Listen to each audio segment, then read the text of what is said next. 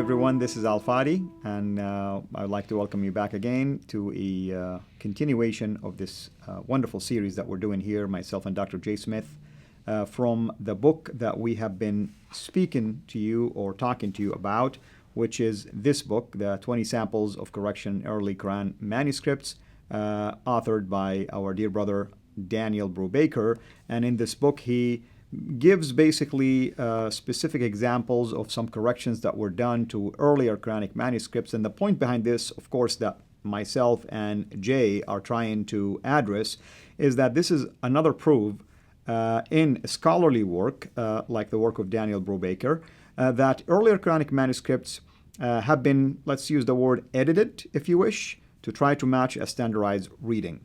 And with that said, I want to turn the table over here to my dear brother Jay Smith. Hey, great to be here again. This has been fun. We've gone through already 9 of these corrections. We're going through 20 and plus 1, so 21 of these corrections. Before we left, in the last episode, we looked at additions, the insertions, we looked at erasers, those kind of things. We're now going to go back to another insertion, but we're going to look at 2 errors that come simultaneously. So let's go ahead and look at that slide. And this is correction number 10. And when you say number 10, it's in the book. Number 10 in the book. In the book itself. We're going by what is in the book, in the sequence that's in the book as well. This is again from the Petropolitanus. This is the manuscript that is in the Bibliothèque Nationale in Paris, there in France. This is the book that François de Roche has been responsible for. And we're looking at specifically Surah 2, Ayah 137, Chapter 2, verse 137. Now, the word bi-mithli was omitted and if you look at the slide, look at number 1, look at the arrow there, you can see where bi-mithli has been added, obviously at a later date. What does bi-mithli mean? Like as, or as like, or similar to. Okay. Yeah. In the original, it used to say, if they believe in that which you have believed, that's what it used to say. That's without the bi-mithli there. Now that they put bi-mithli there, it now says if they believe similarly to that which you have believed. So there, you say, okay, so what? Why is that that big a problem? Well, the difficulty is, take a look at number 2. Look at arrow number 2. Mm-hmm. When you look at there, you will see it's pointing to another B. That's right. There's bi-ma. So there is, read right there, read what it says in the Arabic there, if you can read it.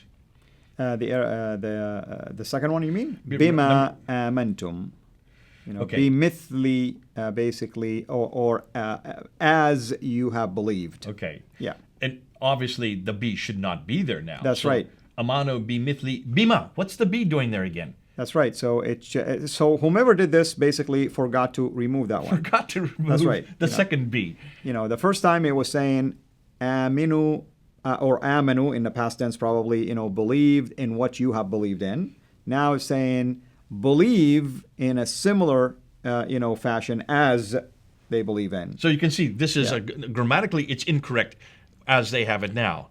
This is incompetence, but it's more than that. This shows, obviously, that this was added at a later date. There's something else that you can see here, looking at bimithli, that it's added at a much later date, because there you can see the diacritical dots. That's right. And this is, by the way, very interesting. I'm glad you brought this up, because this diacritical marks, this is a later invention, the one that like this. That's what they're doing. So somebody is doing this. This is the dash right here that you're talking about. So it's like a 2 dash. That's right. Well, explain. This is the kasra. That's the kasra, and the kasra will help you to say it bi-mithli. So if it wasn't there, you can say bi-mithli. Yeah. So so they avoid, you pronounce it the wrong way. Obviously, somebody took the time to try to help you, and this is a system that was added later, actually. Much later, because as we said in our earlier episodes, these not just the dotting, but the vowelizations were added at a much later date. That's right. You can also see, as we've mentioned before, the writing is different. It's much thinner. It's a completely different nib. It's a different ink. It has the diacritical marks, the dot for the B, and also for the th, the dot for the th. And you can see also then bi-mithli both times, you can see the kasra under the b and under the lam. And if I want to add also, from a theological standpoint, there is a big difference between saying it like, for instance, they see in English, the original would have read, if they believe in that which you have believed. So now we're talking about something that you believe in. The second one is saying, if they believe similarly to that which you believe in, here is the form of how you believe in. Yeah. Not the object of belief, but maybe the practice of that belief. Big difference. So you could write a whole thesis on this. Oh, absolutely. I mean, just the grammatical, I should say the theological issues is probably one of my passion, is to try to show not only you're changing things, but you are theologically influencing now how people ought to behave and believe. There you go. Now, obviously, the reason why they have even put bi-mithli in there and forgotten to take the B off is because so it'd be standardized. And we've been saying this over again. This is a recurrent theme. This is a standardization of the text to standardize it to the modern text, the Hafs text, this one that we have in our hand today, standardized in 1924. More than likely, this was done after 1924. So that it would keep the standard. Let's go to the next one. And one thing we want to add here, here's why Jay keeps referring back to a standard that is followed. The way it was written in that correction number 10, without adding this bimithli, it was perfectly fine. Nothing wrong with it. It's nothing like it's something that is odd. And it's also confirmation that there was a reading that this writing was based on. You write something based on something you know, technically speaking. But later, somebody decided, no, we don't like it to be read this way. I want it read that way. And it's not that they liked or disliked. Yeah. They had to because of the standard. That's right. They had to now correct it to bring it into standard form. Absolutely. Now, let's look at number 11, because here you have an insertion, and we're on the Topkapi manuscript. This is considered to be the best manuscript. This is the one where the Muslims who are now confronting us say, you can't find any problem with this manuscript. And the reason they have really reduced themselves back to just one manuscript, it used to be 100,000, then it went down to around 1,000, then it went down to 6 when the Altakulich and Ekmildan came with their studies back in around 2009. Now, today, 2019, 10 years later, it's only down to 1. And because we keep on destroying every one of the other ones, but they're still holding on to this. Here at the Topkapi, take a look at that slide, and you will see Surah 66, verse 8. And if you look at number 1 arrow, look at the arrow number 1, and it's pointing to the lam he, which is the word Allah, on the margin. So you can see this is obviously it's been added at a later date. It's much thinner. That's right. It's in the wrong place. Now, it occurs near the beginning of the verse, since originally the first Allah of this verse was not present. So that's the first problem. It's clear it wasn't, for sure. So now originally it says, "O you who believe, turn to a sincere repentance." Allah is not there. That's right. Like the other ones we saw, the number 2 corrections, where we did 9 of these, where Allah has been added in. It's not put it as, "O you who believe, turn to Allah with sincere repentance." Now look at arrow number 2. Notice that the original aleph that it's pointing to, after the ilah, uses a larger nib, suggesting an error to the original text. The change has been made with a very small nib and is probably a modern intervention. It now conforms to the 1924 Hafs text. Can you explain the nib, basically, what you mean by that? For the people? wider nib versus the narrow nibs. So the nib of the pen itself. Exactly. So that's what we're talking about. People can see one is the alif is very dark, wide. The other one is in blue, which is to complete it to read Allah. Basically, is very narrow or thin. And so they had to put Allah in there. In this case, they had to. That's right. Because they've already got the aleph there. So that's a clear indication that they have corrected it at a later date. Now let's go to slide number 12. And here is another eraser. This is now on the Petropolitanus That's right. Manuscript. And this one is extremely interesting, by the way. Okay. This I can see you're licking your lips, so you're ready for this one. Surah 3, Ayah 171, or chapter 3, verse 171. Go ahead. Take it over to you. This is one you love. Here is what I wanted to do. I apologize. I clicked on the wrong one. We're going to go back now, and here is what we're going to do. So I want to say this. No one writes the word this way, very elongated, just to, basically fill a gap. That tells me right there something was there, was erased, and the only solution to the problem was to just elongate the da and add the lam there to make it look like it was the intended word. So you have the dad lam of the fadlin, which is the word bounty. That's right.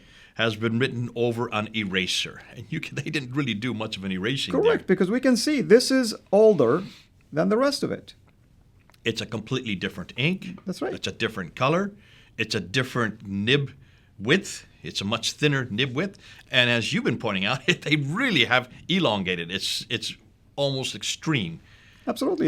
At least there were 2 to 3 words in here that were erased. Okay, now take a look at number 2. Look at the number 2 from above. It's pointing down to those erasers, those erased letters. They are clearly, you can clearly see them underneath. There's about anywhere between 5 and 11 of those letters that they did not do a very good job of erasing. Right. And these include 4 upward extending letters. You can see 1, 2, 3, 4. If I can show people. Why don't you go ahead and circle those? Here is one, here is one, here is one. I mean, it's very clear. You can see them even here. This one, this one. There is a lot of them that are visible.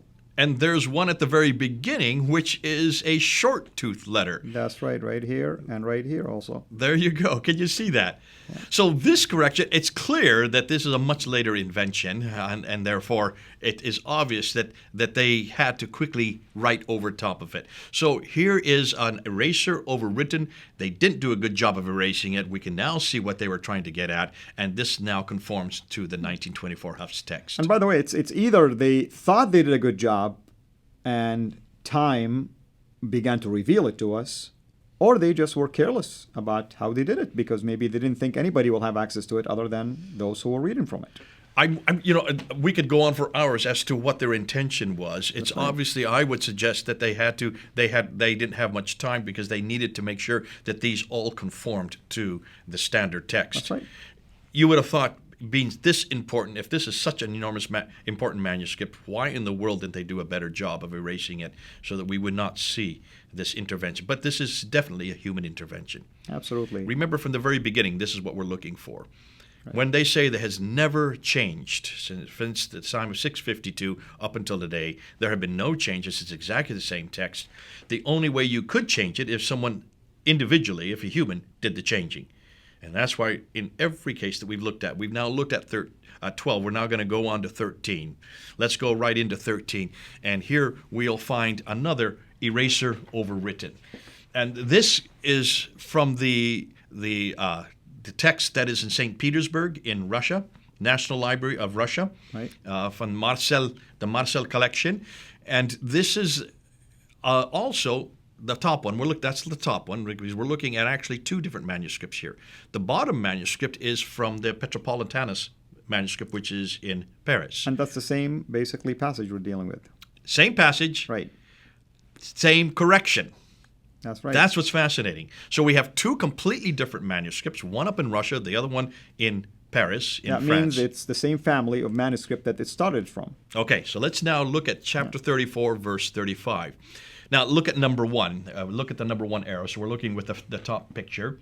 In the first example from the Marcel manuscript, the National Library of Russia, the final lam and the word in Arabic is kala. Go ahead, right. You say it. For the singular, you mean? Yeah, it's for masculine singular. Kala, yeah. Okay, which is what is translated what? He said. He said. It's just a simple, yeah. He said. Yeah. That's been erased. The kala has been erased, and in its place, go ahead, what are the letters there? Kalu.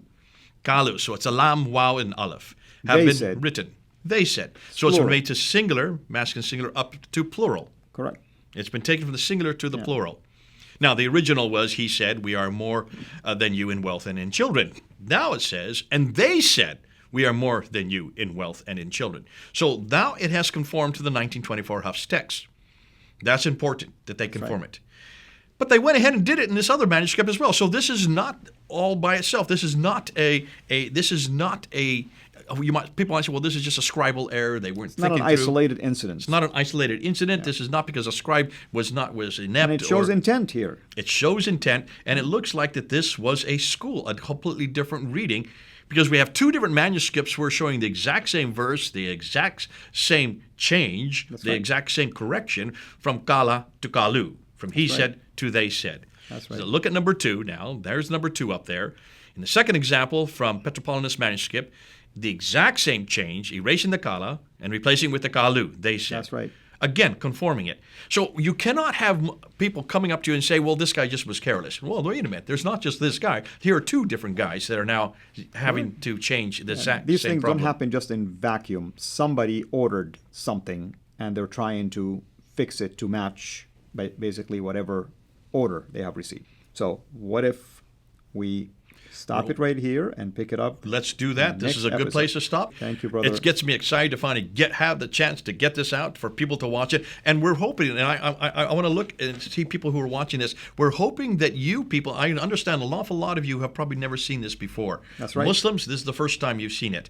For those of you who are not Muslims, those of you who are not Arabists, who do not know Arabic, we're trying to make it as simple as possible. We're trying to make it as slow as possible. We're trying to make sure that you who are not the experts, who are not scholars in this field, listen, our engineers who are here behind the screen, we ask them, are we making sense? Does this make sense to you? Are you following what we're saying?